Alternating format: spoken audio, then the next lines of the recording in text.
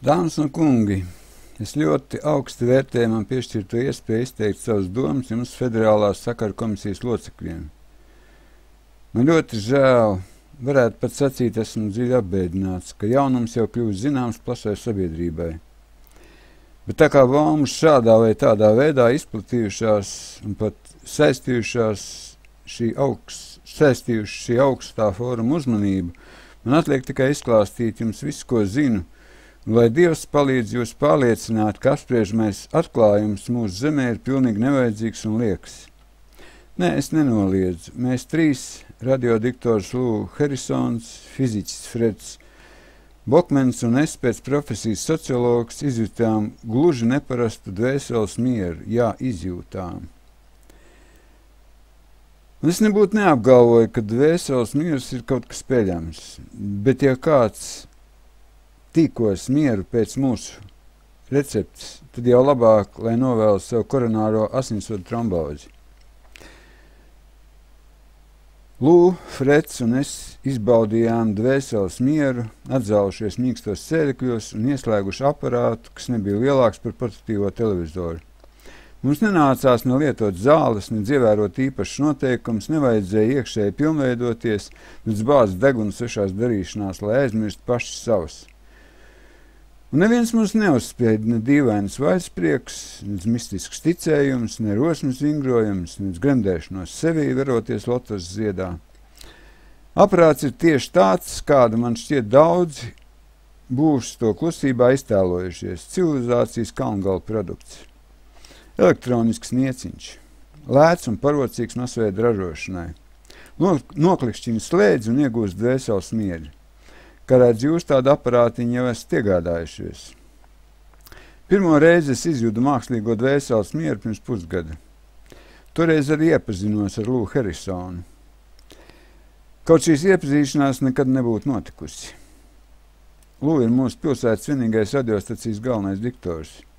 Viņš pelna iztika ar savu vara rīkli, un es būtu ļoti pārsteigts uzzinājis, ka pie jūsu komisijas griezies nevis viņš, bet kāds cits. Lū vada apmēram 30 dažādas programmas, tā skaitā arī šīs nedēļas populārzinātniskos raidījumus. Šajā sakarā viņš katru nedēļu uzrauj dienas gaismā kādu no Vajandotas koledžas profesoriem, ko intervē tā šaurās specialitātes jomā. Un lūk, pirms pusgada Harrisonam ienāca prātā sagatavot raidījumu par jauno astronomu Fredu Bokmenu. Man draugu kopš studiju laikiem. Aizveda toreiz Fredu uz radiostaciju, un viņš aicināja man līdzi paskatīties, kas īsti tur noticis. Velns man ir āvis, es piekritu. Fredam Bokmenam ir 30 gadu, bet viņš izskatās kā 18-gadīgs puišelis. Viņa vaipstos dzīvi no apstājas pēdu, jo viņš gluži vienkārši nepagodināja ar savu uzmanību. Freda uzmanības lauties aprī priekšmets, kuram Lū Harrisons bija nodomājis veltīt šo interviju. 8 tonnas smags lietasargs, ar kuru palīdzību jaunais astronoms klausījās zvaigžņu balss. Šis lietasargs, kas būtībā ir liela radioantena, samontēts uz teleskopiskas iekārtas pamatiem. Un ja vien es pareizi saprotu, Freds visu šo konstrukciju vērš pret zvaigznēm, lai uztvertu radiosignālus, ko izstaro debesis ķermeņi. Dabiski ne radiostacija, ne radisti tur nav. Taču debesis ķermeņi izstaro milzīgu daudzumu enerģijas, un daļa no tās uztver radioviļņu diapazonā. Labums no Freda aparatūras ir kaut vai tāds, ka mēs varam noteikt to zvaigžņu koordinātus, kuras no mūsu teleskopiem slēp mākslīgo putekļu mākoņu. Šo zvaigžņu izstarotie radiosignāli iziet cauri mākoņiem un samērā netraucēti sasniedz Freda antenu. Bet tas nebūtu nav viss, ko var izspiest no šāda veida ierīces. Tāpēc pašu svarīgāko jautājumu Lū Harrisons bija pataupījis intervijas beigām. Tas viss, doktor Bokmen, ir ļoti interesanti, Lū secināja, bet sakiet, vai jūsu radioteleskops nav atklājis kosmosā arī citas parādības, kādas ar parastiem optiskajiem teleskopiem nav izdevies novērot?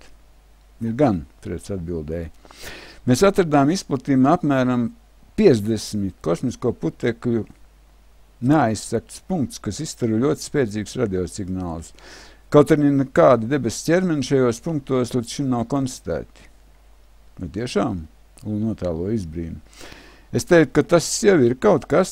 Dāmas un kungi, pirmo reizi radiorādījumu vēsturē mēs šovakar pārraidām jums trokšņus, ko izraisa doktora Bokmana noslēpumanie punkti. Izrādās, Harrisons un viņa palīgi jau bija pagūši novilkt līniju uz Holedžas pilsētiņu, kur darbojās Freda antena. Ladies un džentlmeņi, dāmas un kungi, klausieties izplatījumu balsi.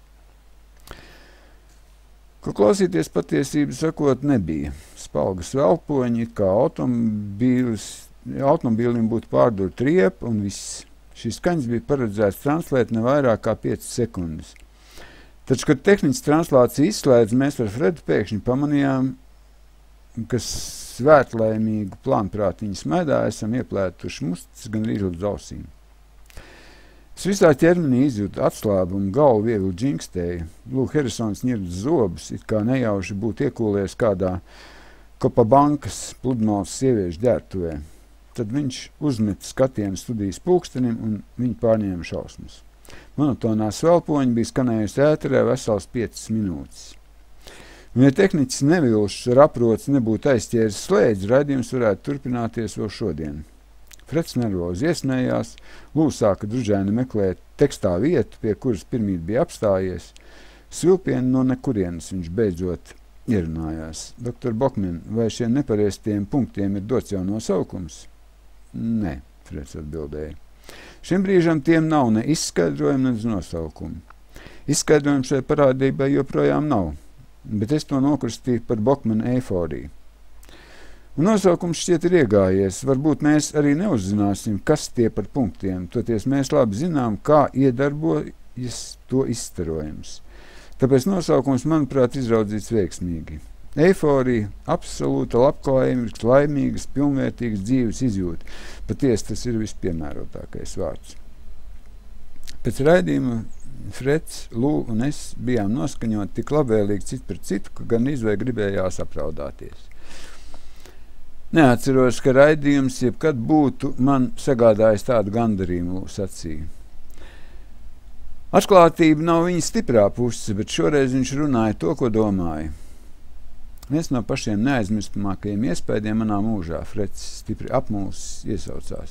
Ārkārtējs, ne ar ko nesalīdzināms. Jūtas, kas mums pārpildīja, bija izraisījuši tādu apjukumu un neizpratni, kad drīz vien mēs šķīrāmies.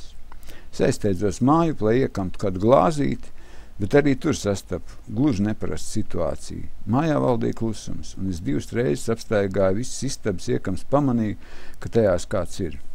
Man sieva Sūzija, mīļā, gādīgā saimniece. Allaž lepojās ar savu prasmu, laiks un garšīgi pabrot mūsu ģimeni, taču tobrīd viņa atlaidusies uz dīvaini sapņaini vērās griestos. Dargā, es piesardzīgi uzsaucu viņai, esmu jau klāt, laiks vakariņot. Šodien par radio runāja Freds Bokmans, viņa izklaidīgi atsaucās. Zinu, es biju kopā ar viņu studijā. Viņš mūs aizved uz citām pasaulēm, viņa nopūtās. Jā, tieši, uz citām pasaulēm. Šie kosmiskie signāli, tiklīdz to sāk pārraidīt, viss ikdienišķies it kā aizpeldēja tālu projām. Kopš tā laika es guļu un nekādi nevar atbrīvoties no iespaida. Ieklod lūpā. Tādā gadījumā labāk iešu sameklēt Ediju. Edijs ir mans 10 gadus vecais dēlēns. Mūsu mājas tuvākajā apkārtnē līdz šim neuzvarētais beisbola komandas kapteinis. Pataupi spēkus, tēt, no tumsas atskanēja klusa balss. Tu esi mājās, kas noticis? Vai spēle atcelt tāpēc, ka sācies atomkarš? O, nē! Mēs izpildījām 8 servis. Un kā sagrāvāt pretiniekus, ka viņi nolēma spēli neturpināt? Nē, viņi turējās itin braši. Rezultāts abām komandām auga vienmērīgi. 2 no viņiem bija iekšā, 2 ārpusē. Viņš runāja tā, it kā atstāstītu sapni, bet pēkšņi Edijs ieplēta acis. Interesi par spēli visiem pazuda. Mēs aizgājām katrs uz savu pusi, es atgriezos mājās, skatos mūsu vecinīti iekārtojušies šeit uz dīvānu, un tad es ņēmu un nolikos tepat uz grīdas. Bet kādēļ? Es joprojām neticēju savām ausīm. Pap! Edijs domīgi atbildēja, sasper mani joci, ja es to zinu. Edī! Māte apsauca dēlu. Mom! Edijs mierīgi piebilda, sasper man joci. ja tu pati to zini. Un tad arī es nodomāju, sasper mani joci, ja kāds šeit varēs man kaut ko paskaidrot. Tomēr manī jau bija iepirnājusies nelabas aizdomas. Es uzgriezu Fredu Bokmenu tālruņa numuru. Fred, vai es neesmu atrāvis tevi no pusdienām? Būtu jau bijis no kā, Fred sīkni atteica. Mājās nav ne kriptiņa sēdamā. Es tieši šodien atļauju Mirionai paņemt mašīnu, lai aizbrauktu pēc pārtiks, un lūk, tagad viņa meklē veikalu, kas vēl nebūtu slēgts. Viņai laikam nebija izdevies mašīnu iedarbināt, nekā tam līdzīgi. Miriona pat bija aizbraukusi līdz veikalam un iegājusi tani, un tad pēkšņi viņa sajūt uz tādus laimes uzplūdus, kā atkal izgājusi uz ielas. Fred balss skanēja drūmi. Ir nu gan šīs sievietes. Noskaņojums viņām mainās ik pēc brīža, turklāt piedevām vēl viņas melo. Miriona melo? Nevar būt. Viņa mēģināja man iestāstīt, ka no veikala kopā ar viņu izgājuši ārā visi pārdevēji pircēji, visi bez izņēmuma. Fredis teica. Man ir šādi tādi jaunumi, vai tu neiebilst, ja pēc vakariņām es apciemošu tevi? Kad aizbrauc pie Bokmena, tas sēdēja nekustīgi blendams vakara avīzē. Viss pilsēta ir jukusi, Freds man pavēstīja. Bez jebkāda redzama iemesla visi automobīļi pēkšņi apstājušies, it kā šoferi būtu sadzirdējuši ugunsdzēsēju sirēnu. Te rakstīts, ka cilvēki apklusuši pusvārdā klusējuši 5 minūtes no vietas.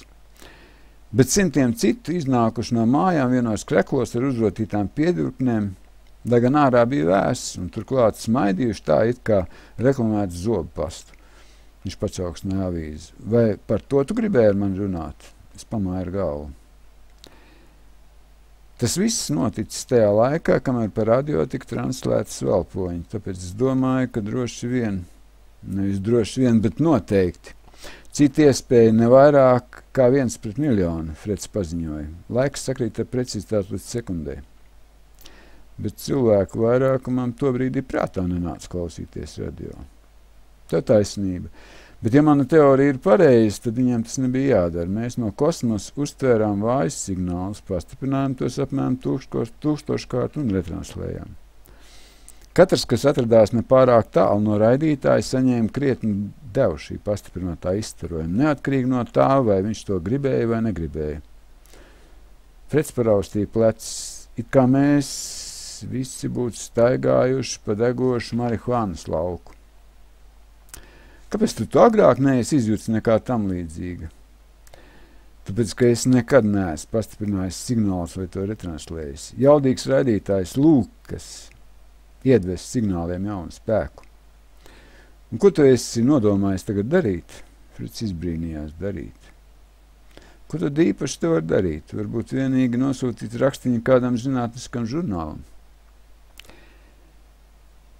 Bez jebkāda brīdinājuma atsprāga vaļā durvis un istabā iedrāzās Lū Harrisons. Pietvīcis un aizrausies, viņš ar toreadoru žestu norāva no pleciem mēteli.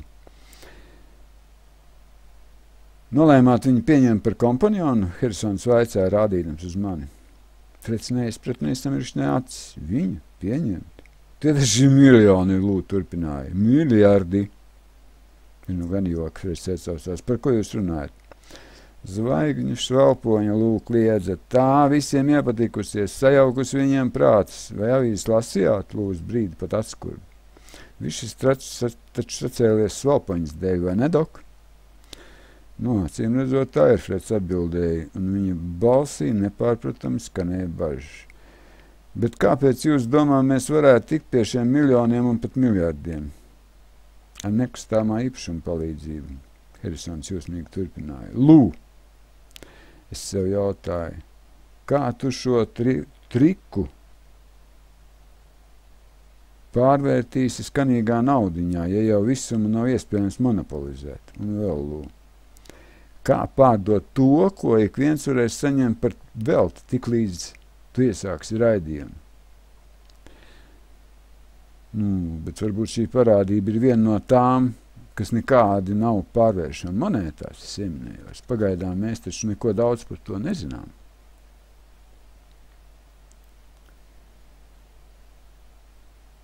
Vai ir slikti būt laimīgam, Lū man pārtrauc? Protams, nē, es biju spiests atzīt. Redziet, mēs devām cilvēkam šo zvaigžņu pīkstoņu. Un tas viņus padarīja laimīgus. Tagad sakiet man, kas tad šeit jūsuprāt būtu peļams? Cilvēkiem jābūt laimīgiem, Freds sacīja. Nu, lūk. Lojas lepnumu piepūtās kā tītars. Mēs jau tik vien gribam, kā viņus aplēmot, bet viņi savukārt būs mums pateicīgi. Vislabāk tomēr iesākt ar nekustāmā īpašumu. Viņš paskatījās uz logu. Šeit ir šķūnis, lieliski, varam izvērst to lietiņu tepat uz vietas. Novietosim šķūnī raidītāju, savienosim to ar jūsu antenu un lūdzu doku. Te jums būs uzņēmums nekustāmā īpašuma eksploatēšanai. Piedodieties, Fred. Es kaut ko nespēju izsekot jūsu domu gaitai. Šī vieta taču nemaz nav piemērota biznesmem. Ceļš uz šejieni ir slikts, tūmā nav ne tirdzniecības centra, ne autobusu pieturas panorāmas, nekā tāda noderīga. Zegmina akmeņaina, uzmundrinoši pamiršanai Fredam. Protams, dok. Šai vietai ir zināmi trūkumi, bet samontējuši šķūnī raidītāji, jūs dosiet cilvēkiem laimi, pašu lielāko vērtību, kāda vien ir pasaulē. Eiforijas miteklis iestarpināja. Lieliski, atzinīgi pavērās manī. Es varēšu klients, bet jūs, dok, stāvēsiet šķūnī pie slēdža. Tik līdz klients būs nokļuvis jūsu īpašuma robežās, jūs izmetīsiet āķi ar nelielu laimes devu. Un nebūs tādas cenas, ko viņš nebūtu ar mieru maksāt par otru mazliet lielāku devu. Paradīs būdiņā, kamēr pietiks enerģijas, es atkal iestarpināju. Pēc tam Harrisons starodams turpināja. Kad būsiet tikuši galā ar biznesu šeit, pārvietosim raidītāju uz citu vietu un atvērsim jaunu uzņēmumu. Varbūt izveidosim veselu raidītāju divizionu. Viņš paklikšķināja pirkstus. Nu, protams. Mēs tos celsim uz riteņiem. Diez vai policija sevišķi augstu novērtēs mūsu rīcību, Freds iebilda. Lai. Tikko viņi ieradīsies noskaidrot apstākļus, jūs iedarbināsiet raidītāju un ļausiet viņiem nobaudīt mazliet laimes, lūk paraustīja plecus. Vēlns par āvis, es pat varētu sadūšoties uz celsvedīgu žestu un piedāvāt polisniņiem dalību šajā biznesā. Nē, Freds mierīgi atbildēja. Ja pēc tādām izdarībām kādā jaukā dienā nolēmuši iet pie dievgalda, es nevarēšu raudzīties mācītājiem acīs. Bet mēs taču varam arī viņu pacienāt ar kādu drusciņu laimes. Lūk, priecīgi iesaucās. Nē, Freds sacīja, piedodiet, bet tam es nevaru piekrist. Labi. Harrisons piecēlās un sāk soļot pa istabu. Tāda atbildes bija gaidījis. Bet man ir cits priekšlikums, un tas jau nu pilnībā atbilst likuma prasībām. Mēs konstruēsim portatīvu pastiprinātāju un raidītāju nelielu antenu. Masveidā ražojot, tas izmaksās nevairāk par $50 gabalā. Tādējādi cenas, teiksim, $500 būs pieņemams vidusmēra pircējiem. Vienlaikus noslēgsim vienošanos ar telefonu sabiedrībām, lai signāls no jūsu antenas pa vadiem pārraida uz tām mājām, kur ir šādi aparāti. Un lūk, saņēmis pa telefonu kabeli signāls, mūsu aparātiņš tos pastiprinās, izturos ar tādu aprēķinu, lai visi, kas atrodas mājā, justos laimīgi. Jūs mani sapratāt? Cilvēkiem vairs nebūs nepieciešams darbināt radiouztvērējus vai televizors, viņi varēs tieši pieslēgties laimē. Nevajadzēs naktiernu, dekorāciju un dārgu telekameru, vispār nekā izņemot svelpoņu. Šos aparātus mēs varētu saukt par iPhone. Es ierosināju, jeb saīsināt par EFI. Vairāk grandiozi lūbīja sajūsmā par manu ideju. Ko teiksiet, dok? Nezinu. Freds izskatījās krietni noreizējās. Šinīs lietās es neesmu kompetents. Katram no mums ir jāapzinās savu iespēju robežas, Harrisons konfidenciāli paziņoja. Es kārtošu jautājumu komercionālo pusi, jūs tehnisko. Viņš sakustējās, it kā grasīdamies uzvilkt mēteli. Bet varbūt jūs nemaz negribat kļūt par miljonāru? Kāpēc gan nē? Es gribētu gan, Freds ātri atbildēja. Protams, gribu. Tad uzskatīsim, ka viss kārtībā, lūdzu saberzēja plauks, taču iekams ķeramies vērsim pie ragiem, mums derētu uzbūvēt un izmēģināt kaut vienu aparātu. Lai nu kas, bet tas jau nu ietilpa Freda kompetencijā, un es tūdaļ pamanīju, viņi stipri ieinteresējoties. Vispār izgatavot tādu aparātu nav sevišķi sarežģīti, viņš teica. Domāju, mēs uz ātroku varēsim salodēt schēmu un nevēlāk kā nākamnedēļ to izmēģināt. Eiroriafona, jeb saīsināta EFIS pirmais izmēģinājums notika Freda Bokmana viesistabā sestdien, tas ir 5 dienas pēc sensacionālā raidījuma. Mēs bijām izmēģinājumi trusīši, Lū, Freds un viņa sieva Meriona. Es, mana sieva Sūzija un mans dēls Edijs. Mums krēsli bija novietot visapkārt kāršu galdam, uz kur gulēja pelēka tērauda kārbiņa. No tās gan drīz līdz griestiem slējās antenas radziņš, kas mazliet atgādināja kukaiņu mūsu. Kamēr Freds rosījās pie aparāta, pārējie nervozēja, pļāpāja par šādiem tādiem niekiem, iestiprinājās ar sviestmaizēm un alu. Edijs, saprotams, alu nedzēra, taču kaut kāds nomierinošs līdzeklis viņam noteikti nebūtu nācis par ļaunu. Puika dusmojās, ka nebija ticis uz beisbola laukumu, bet tagad atvests uz šejienu. Šķiet grasījās, kur katru mirkli savus dusmas izgāzt par viesistabas mēbelēm. Viņš bija uzsācis pārgalvīgu spēli, kur veica gan savas, gan pretinieku funkcijas, ar bingulu daudzīdams vecu tenisa bumbu, trenkādams to pa grīdu, un izbdams gaisā, turklāt tas viss notika pāris soļus attālumā no stikla durvīm. Edija māte apsauca viņu vismaz 10. reizi. Lūdzu, izbeidz! Neuztraucies, nekas nenotiks. Edijs nevērīgi atbildēja, triekdams bumbu pret sienu un pārvērnams to ar vienu roku. Meriona, kuras sievišķie instinkti rada izpausmi galvenokārt mīlestībā pēc stilu mēbelēm, nespēja apslēpt ciešanas, ko Edijs viņai sagādāja pārvērnams viesistabu par sporta zāli. Lūdzu centās viņu mierināt savā manierē. Lai sadauz visu kaut drumslās, šī diena tevi pārcels uz pili. Viss kārtībā, es klusi teicu. Mēs viņam atbildējām ar tādiem bezbailīgiem skatieniem, ka raugoties uz mums, kuram katram apšķibinātos dūša. Freds iebāza pelēkajā kārbiņā telefonu līnijai pievienoto kontaktdakšu. Tādā veidā tika nodrošināta tieši sakara ar kolēģis pilsētiņu, kur īpašs pulksteņu mehānisms gādāja par to, lai antena būtu pastāvīgi vērsta pret vienu un to pašu noslēpumaino debesu punktu, pašu spēcīgākā no Bokmana eiforijas avotiem. Freds novilka auku līdz elektrotīkla kontaktligzdai un ar roku pieskārās slēdžpokai. Gatavi? Nevajag, Fredes sauc, jo man pēkšņi bija kļuvis baisi. Ieslēdziet, enerģiski mudināja. Mums šodien neizdotos saņemt pa telefonu nevienu pašu signālu, ja kompānijai nebūtu pieticis drosmes sazināties ar visaugstākajām sfērām. Es palikšu šeit pie aparāta un nekavējoties to izslēgšu, ja vien kaut kas neies kā vajag, Freds mūs uzmundrināja. Atskanēja klikšķis, tad vāja dūkšana, un EFI sāka darboties. Viss klāts šie atvergloti uzalpoja, Edijam binguls izslīdēja no rokām, viņš svinīgi, kā valsēdams šķērsoja viesistabu, atlaidās mātē blakus uz grīdas, uzlika galvu viņai uz ceļiem. Freds pa pusē aizvēra acis un kaut ko klusi dungoja, atstāja savu posteni pie slēdža. Pirmais ierunājās Harrisons, viņš turpināja pirmīt ar Merionu uzsākto sarunu. Kam gan vajadzīga šī komercija? Lūs sirsnīgi iesaucās un pievērsās Sūzijai, meklēdams viņas atbalstu. Ak, Sūzija sapņēni pašopoja galvu. Pēc tam apkampa Harrisonu un dāvāja viņam tvīksmīgu skūpstu. Jūs bērniņi, es teicu, draudzīgi paplikšķinājis Sūzijai, kā redz satiekat tīri labi. Paskatieties, Fred, vai tas nav jauks pārītis? Edī, Merionas balsī iedvesmājas patiesas smēgums un dzīves rūpes. Manuprāt, gaiteņa skapī ir īsta beisbolbumba, cieta. Rotlotos, ar to tev būs daudz patīkamāk nekā ar šo veco tenis bumbiņu. Edijs pat nepakustējās. Freds joprojām smaidoši klīda pa istabu, tikai acīs viņam tagad bija pavisam aizvērts. Ar papēdi aizķēries aiz stāvlampas vadu, viņš paklupa un nogāzās zemē, ietriekdams galvu kamīna pelnos. Hei, ļautiņi mīļie, viņš sauc joprojām neatvērdams acis. Vai zināt, es liekas, esmu sadaudzījis galvu pret kamīnu režģi. Tā viņš arī palika guļam turpat kamīnā un laiku pa laikam neskapēc skaļi sprauslāja. Pie durvīm zvana.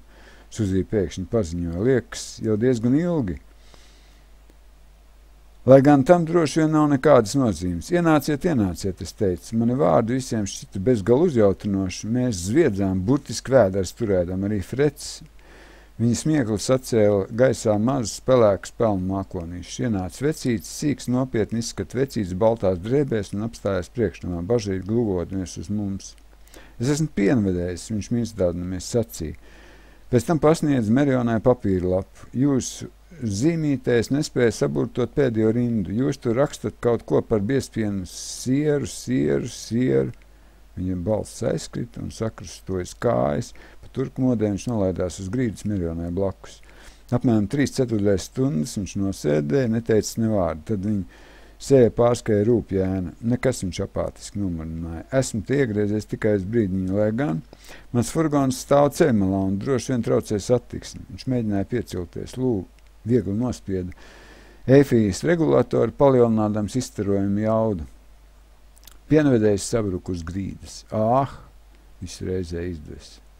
Tādā dieniņā labi sēdēt mājās, pienvedējs sacīja. Par radio ziņoja, no Atlantijas nāk viesuļvētra, un tās asas domādams aizties arī mums.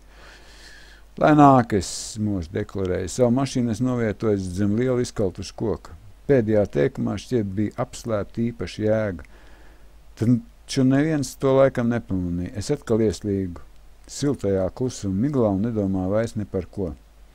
Tādas apziņas mīkrēšus, kas toreiz likās ilgstam tikai sekundes daļas, ikreiz pārtrauc vai nu ciemiņu ierašanās vai sarunas. Tiesa, tagad es zinu, ka šie brīži reti ilga vairāk par 6 stundām. Atceros reiz šādā brīdī mani iztraucēja atkārtot zvans pie durvīm. Es taču teicu, ienāciet, nomurmināju. Es jau esmu ienācis, pienvedējis, tāpat murminādams man atbildēja. Durvis strauji atvērās, no sliekšņa mums bargi lūgojās ceļa policijas patruļnieks. Kas te vēlns par āvis notiek, viņš kliedza. Kurš no jums ar piena furgonu aizsprostojas ceļu? Viņš ieraudzīja pienvedēju. Vai jūs maz sajēdzat, kad darat? Kāds izdrāzīsies no šķērsravas un neizbēgami ietrieksies jūsu klubā. Patruļnieks nožāvājās un bargā izteiksmi viņas sejā pēkšņi pārvērtās mīlīgās mēdā. Nē, vēlns par āvis. Tie nieki. Pats nezinu, kādēļ par šādiem niekiem vajadzēja uztraukties. Viņš apsēdās Edijam blakus uz grīdas. Vai tev puisi ieroči patīk? Tad izvilka no maksas savu dienestu pistoli. Gluži kā komiksos. Edijs pacēla pistoli, notēmēja uz Merionas lepnumu pudeļu kolekciju un izšāva. Liela zilgana stikla pudeles sašķīta drumslās un arī loksēs pudeļu vitrīnas saplīs 2 daļās. Pa strauga istabā silpodams ielauzās augsts gaiss. Paskat, dienās kļūst vēl par policistu, Meriona iesmējās. Mans dievs, kādu laimes iesaucos. Jūsdams, ka nu pat aiz aizkustinājuma asaras aprasos manus vaigus. Man taču ir pasaulē visbrīnišķīgākais dēls, visbrīnišķīgākie draugi un visbrīnišķīgākā vecinīte. Pēc tam dzirdēja pistoli izšaujam vēl 2 reizes, un tūdaļ pat iegrim svētlaimīgā nemaņā, un atkal man pamodināja zvans. Cik reizes man jāsaka, visu svēto dēļ ienāciet, nomurināja neatverdams acis. Es jau esmu ienācis, pienvedējis, kā tev reizi paziņoju. Saklausīja kāju dipoņu, tomēr neizjūt ne mazāko vēlēšanos noskaidrot, ko tas varētu nozīmēt. Nedaudz vēlāk konstatēja, ka man kļūst pagrūti elpot. Izrādījās, ka esmu nostiepies garšļaukus uz grīdas, un bariņš skautu apmetušies man uz krūtīm, daļai arī uz vēderu. Ko tev vajag? Es vaicāju jaunatnācējiem, kas vienmērīgi pūt man sejā savu kausto elpu. Bebra kopam bija vajadzīga makultūra, bet tas nav svarīgi, puišos atbildēja. Mums bija uzdots to kaut kur nogādāt. Bet vai vecāki zina, kur jūs atrodaties? Kā tad? Viņi laikam bija nobežījusies un tagad atnākuši mums pakaļ. Viņš ar pirkstu norādīja uz dažiem laulātiem pāriem, kuri bija sasērušies rindā gar sienām. Un smaidīdam vēroja, kā vējš un lietus cērps istabā pa sasisto logu. Mamma. Man tā kā gribētos ēst, Edijs sacīja. Ak, Edī, tu taču neliksi savai māmiņai gatavot ēdienu, kad mums visiem šeit ir tik labi, Sūzija iebilda. Un Harrisons vēl mazliet pabīdīja efijas regulātoru. Zēniņ, kā tev patīk šis gardumiņš? Visi reizē izdes. Nāca atkal pie samaņas, aptaustīja savu ķermeni no galvas līdz kājām, taču bebras nekur vairs nemanīja.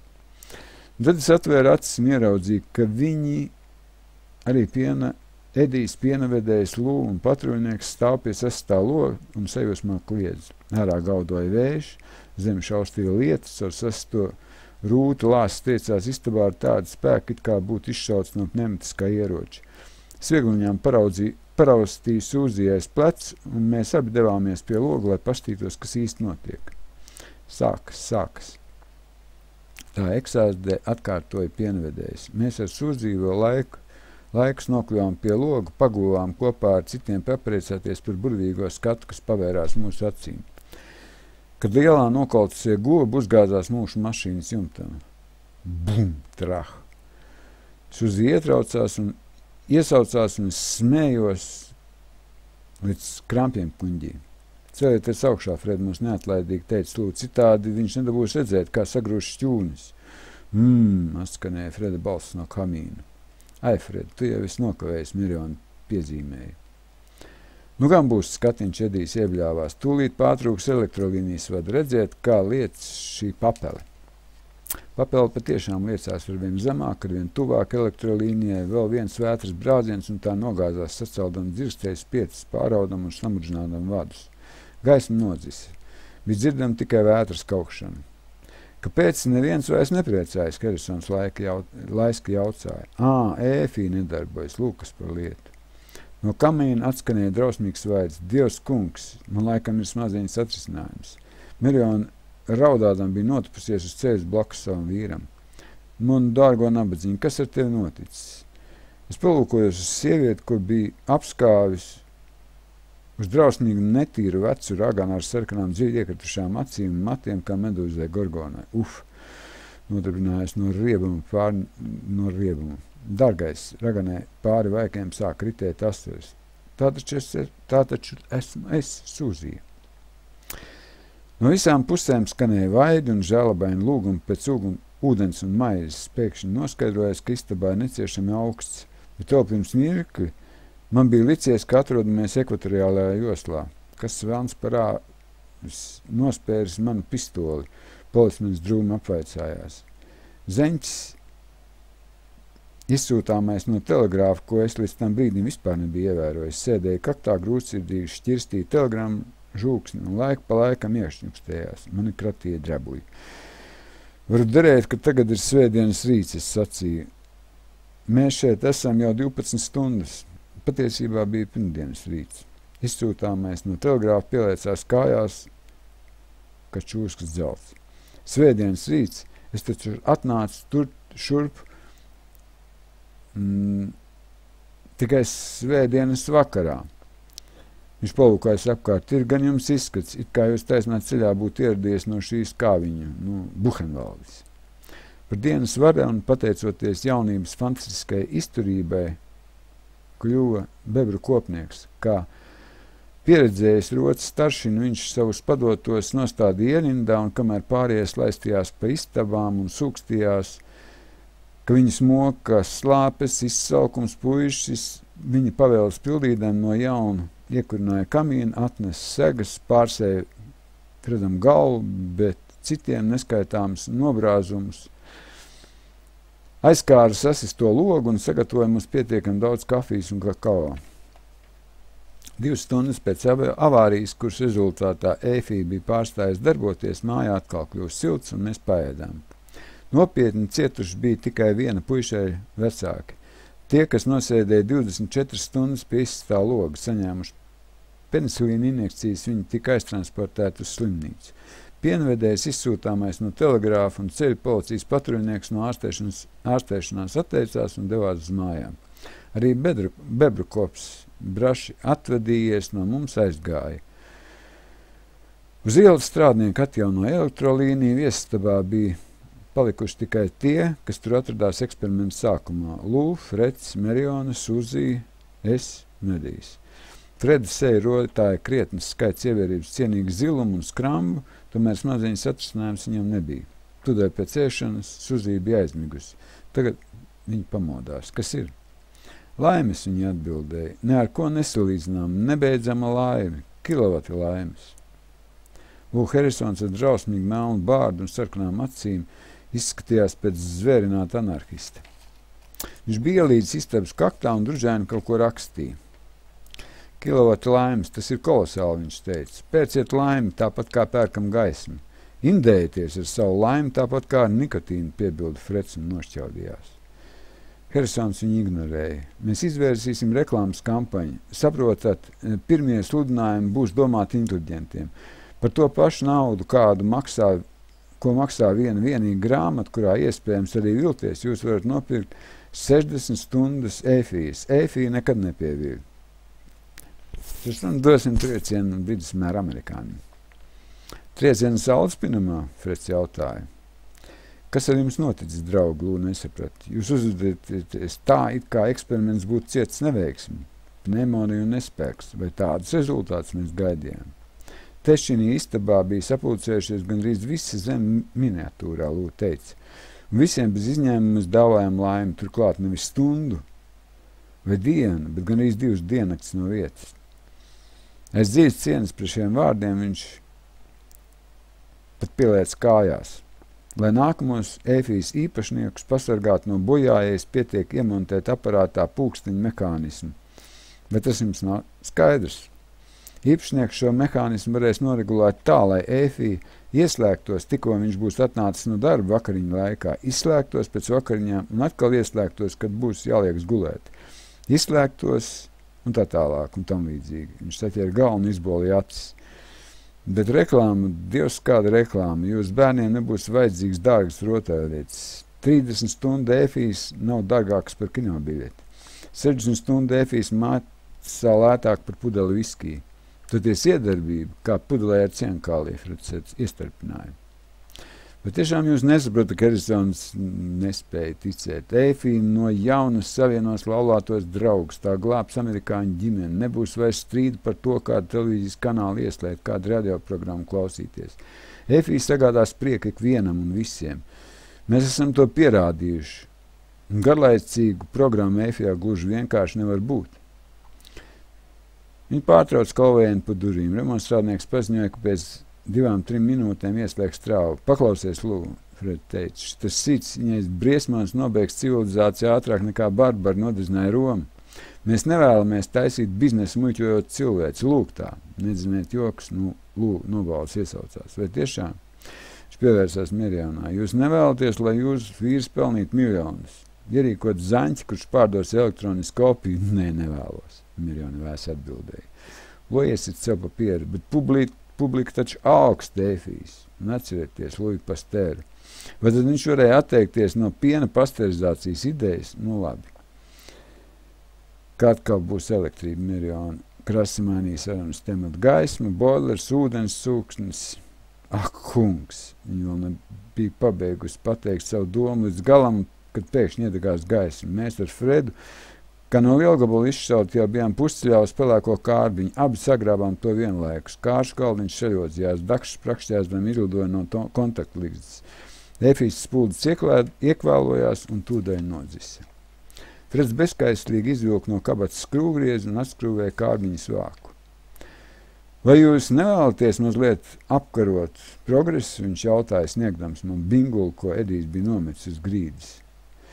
Satricinās līdz neprātam, daudzīja metāla kruķi pret efijas stiklu un varu iekšām. Un kreiso roku Fredam piepalīdzot, es turēju Harrisonu, kas visu laiku centās aizsniegt aparātu, lai pasargātu to no iznīcības. Un es muļķis domāju, ka jūs esat manā pusē, Lūrūkti nomurmināja. Ja tu kaut pušplēstu vārdu kādam teiks par efiju, es atbildēju ar lielāko prieku, atdalīšu tavu miesu no dvēseles un darīšu to tikpat efektīvi, kā pat labāk apstrādāju šo daiktu. Dāmas un kungi, es uzskatīju, ka līdz ar to lieta galā. Neko labāk šis aparātiņš nebija pelnījis. Turpretim tagad redzu, ka pateicoties Lū Harrisona bļaurīgajai rīklē, viss kļūst zināms atklātībai. Viņš ir griezies pie jums Federālā sakara komisijas pēc atļaujas komerciāli eksploatēt efiju. Viņš un tie, kas stāvēs viņa muguras, uzbūvējuši pašu savu radioteleskopu, tāpēc atļaujiet vēlreiz atkārtot. Harrisona apgalvojumi atbilst faktiem. Efija patiešām spēja dot visu, ko Harrisons sola. Laime, kuru dāvā efija, ir pilnīga, un to nespēja apēnot nekādas nelaimes. No tādām traģēdijām, kāda bezmaz vai notika pirmā eksperimenta laikā, neapšaubām var izvairīties, izmantojot pulksteņa mehānismu, kas noteiktā laikā ieslēdz un izslēdz aparātu. Eksemplārs, kas atrodas jūsu priekšā uz galda, kā redzu, jau ir apgādāts ar pulksteņa mehānismu. Ne jau par to ir jāšaubās, vai EFI darbosies. Tā darbosies noteikti. Būtībā jautājums ir pavisam cits. Vai Amerika ieslīdēs jaunā, traģiskā savas vēstures posmā, kad cilvēki vairs netieksies pēc laimes, bet to vienkārši pirks. Nepaies ne 2 dienas un pilnīga aizmiršanās novadīs cilvēks līdz ārprātam. Vienīgais labums, ko mēs ar EFI varētu gūt, būtu iesmērēt šo dvēseles miera slazdu mūsu ienaidniekiem un tai pašā laikā paglābt no tā mūsu tautu. Nobeigumā es gribu vērst jūsu uzmanību tam, ka Lū Harrisons, kas iedomājās esam EFIs pavēlnieks, ir sabiedriskās uzticības necienīgs bezgodis. Es, piemēram, nebūtu izbrīnījies, ja viņš šo aparātiņu, kas atrodas jūsu priekšā uz galda, būtu noregulējis ar tādu aprēķinu, lai tā starojums atņem jums spēju skaidri un saprātīgi domāt.